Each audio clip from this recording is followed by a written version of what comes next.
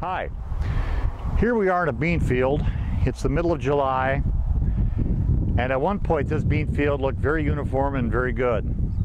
Now, as you can see, there's some very straight line burn marks going through this plot. How many of you think that this is the fault of the soybean?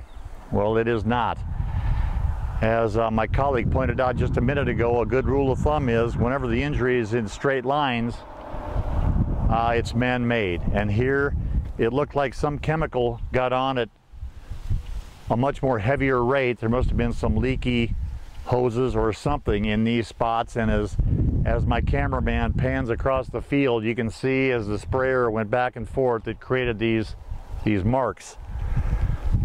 Now, quite often a soybean plant will come out of this. Soybean plants are very resilient and they can come out of something like this. However, the stage of these beans is early R3. In other words, the pods are developing about halfway up the plant, and there is quite a bit of physical damage here.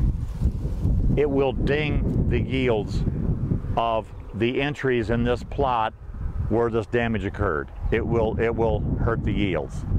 So my lesson here is not so much to figure out what happened here, which we will do, but to point out that, and my colleague pointed this out, he said there's no way we can use this for a yield check. We will not be able to use this data in our database, and he's exactly right.